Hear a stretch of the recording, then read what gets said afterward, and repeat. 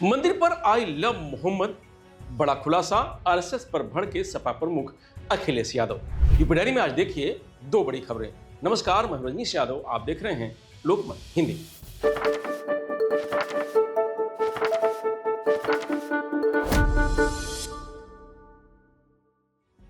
जनपद अलीगढ़ में मंदिर पर आई लव मोहम्मद लिखने वाले मामले में बड़ा पर्दाफाश हुआ है। अलीगढ़ पुलिस ने मंदिरों पर आई लव मोहम्मद लिखने वाले 4 युवकों को पकड़कर बड़ा खुलासा किया है। आरोपियों के पास से स्प्रे कैन भी बरामद हुआ है। आरोपी मुस्लिम समाज के लोगों को फंसाना चाहते थे। पूर्व में दर्ज कराए गए मुकदमे में फैसला करने के लिए भी दबाव बना रहे थे। पुलिस ने आरोपियों को देर शाम कोर्ट में पेश किया है। लोधा थाना इलाके के गांव बुलाकगढ़ी और भगवानपुर में 25 अक्टूबर को यह घटना हुई थी। पुलिस लाइन में प्रेस वार्ता के दौरान एसएसपी नीरज जादव ने बताया कि 2 गांव के 4 मंदिरों पर धार्मिक नारे लिखने की सूचना मिली थी।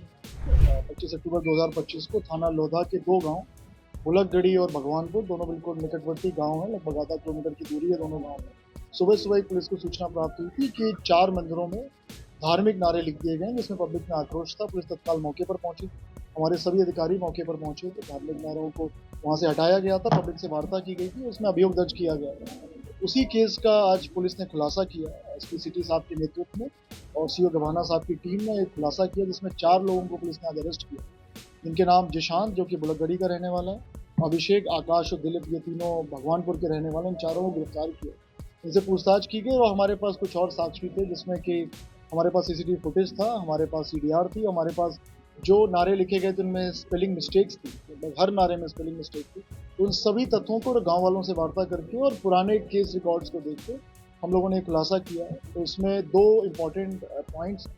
एक पॉइंट है कि जनवरी 2024 में गुल मोहम्मद के परिवार का झगड़ा हुआ था मुकेश के परिवार में, जिसमें पुलिस की ओर से मुकदमा दर्ज किया गया था, जिसमें करीब 15 लोगों के खिलाफ पुलिस ने चार्जशीट लगाई थी। और एक अभी सितंबर में, हालिया सितंबर में मुस्तकीम का झगड़ा जिशांत के साथ हुआ था, जिसमें दोनों को चोट आई थी, जिसमें मुकदमा पुलिस की तरफ से दोनों की तरफ से दर्ज किया गया था।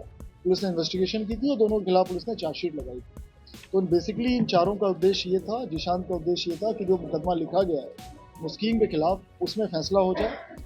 और इसमें इनका साथ इन चारों के अलावा राहुल ने भी दिया था, क्योंकि राहुल का प्रॉपर्टी डिस्प्यूट, राहुल के फादर का प्रॉपर्टी डिस्प्यूट गुल मोहम्मद से चल रहा था, जो कि भगवानपुर में वो मकान स्थित है। और उसी मकान में मकान के पास ही ये मंदिर स्थित है, जिस मंदिर पे ये धार्मिक नारे लिखे गए थे।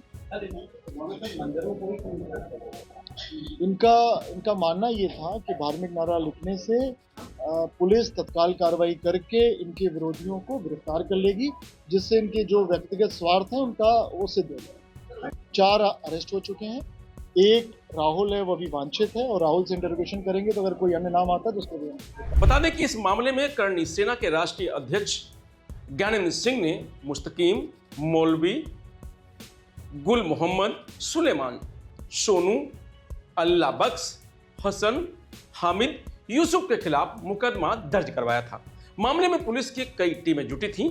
इसी के तहत कार्रवाई करते हुए पुलिस ने जिशांत कुमार पुत्र यशपाल सिंह निवासी ग्राम बुलाकगढ़ी, आकाश पुत्र संतोष शाश्वत निवासी ग्राम भगवानपुर, दिलीप कुमार पुत्र रामरज शर्मा निवासी ग्राम भगवानपुर, अभिषेक शाश्वत पुत्र बीरेंद्र शर्मा निवासी ग्राम भगवानपुर को पकड़ लिया है।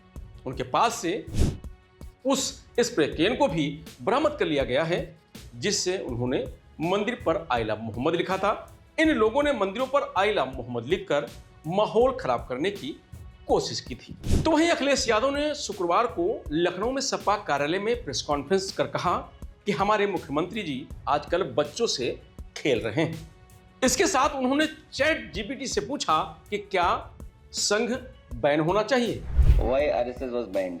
राष्ट्रीय स्वयंसेवक, देखो जो ChatGPT बता रहा है, अगर मैं उसको ट्रांसलेट कर दूं आम और आप वही माने तो राष्ट्रीय स्वयंसेवक RSS बैन 3 बार हुआ इंडियन हिस्ट्री में, 3 बार। हिंदी में इनसे पढ़वा दें, अंग्रेजी में हम पढ़े दे रहे हैं, हिंदी का अंग्रेजी हिंदी ट्रांसलेट करते रहेंगे, ठीक है। एक तो महात्मा गांधी जी को 30 January 1948 by Nathuram Godse, who had earlier been associated with the Hindu Mahasabha and had link with RSS, तो दोनों संस्थाओं को बैन किया था सरदार पटेल जी ने। दोनों संस्थाओं को, और उन पर इल्जाम था कि उन्होंने राष्ट्रपिता महात्मा गांधी की हत्या में उन साजिश की है। और उस समय the government led by Jawaharlal Nehru ji and Vallabhbhai Patel जी 4 जनवरी को इंडियन पेनल कोड 188 के तहत बैन हुए थे।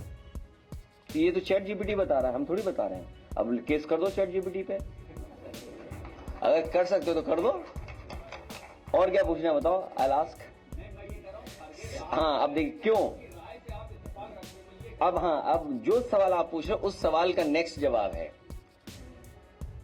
The ban order accuse the RSS of spreading communal hatred and violence. बताओ आज फैला रहे हैं कि नहीं फैला रहे?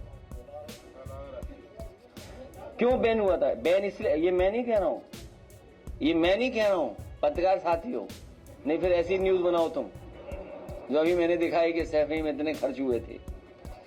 अब देखिए गवर्नमेंट क्या रीजनिंग दी गवर्नमेंट ने उस समय कहा कि spreading communal hatred and violence. क्या इन बीजेपी के लोग नहीं कम्युनल हेट्रेड फैला रहे हैं? हमारे पत्रकार साथी ने बोला, एक नाम के बारे में पूछा, हम चुनाव प्रचार में जा रहे हैं, अरे हमारे मुख्यमंत्री जी तो बच्चों से खेल रहे हैं आजकल, हर दिन देखते हैं, हफ्ते 10 दिन 15 दिन में एक बच्चे को गोदी में उठाते हैं। अच्छी बात है, बच्चों के प्रति प्रेम होना चाहिए। और नाम बदलने का तो उनका पुराना स्टाइल है। अब मैं ये कहूं कि चैट जीपीटी से पूछ करके ओबामा का नाम, वो क्या नाम था, ओसामा, कि ओसामा का कोई नाम दूसरा बता दो हिंदी में या अरेबिक में, तो बहुत शेर सिंह नाम आ जाएगा।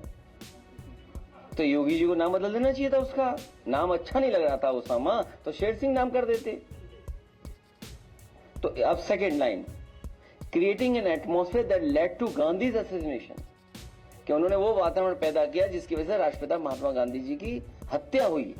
ये आरोप लगा आरएसएस पे और हिंदू महासभा पे। अखिलेश यादव ने कहा कि भाजपा की ओरिजिनल पार्टी आरएसएस है। ये जो भारतीय जनता पार्टी है, इसकी ओरिजिनल पार्टी आरएसएस है, वहीं से निकले हैं।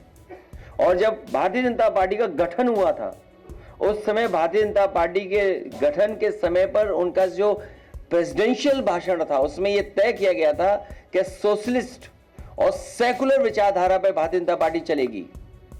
तो जैसे वो झूठ बोलते हैं वैसे झूठ बोला था उन्होंने उस समय भी। क्या ये सेकुलर रास्ता है इनका? क्या सोशलिस्ट रास्ता है? आप पूरे देश की इकोनॉमी चाइना को दे दे रहे हैं आप। बिहार में दुलार चंद यादव की हत्या पर अखिलेश यादव ने कहा कि भारत सरकार क्या कर रही थी, इतनी बड़ी हत्या हो गई है, इससे समझ आता है कि लॉ एंड ऑर्डर की स्थिति क्या है। यूपी में सबसे ज्यादा बेटियां असुरक्षित हैं। हाल ही में एक पुलिस अधिकारी पकड़ा गया है जो अखबार में पैसा छिपा रहा था। कानपुर में पूरी सरकार और अधिकारी फंसे हुए हैं। यूपी में इतना भ्रष्टाचार कभी नहीं था जितना अब चल रहा है। यूनिवर्सिटी लेवल पर करप्शन है, अपॉइंटमेंट में भेदभाव। फिलहाल यूपी डायरी में आज इतना ही। कल फिर मिलेंगे नई खबरों के साथ। तब तक आप बने रहिए लोकमत हिंदी के साथ। नमस्कार।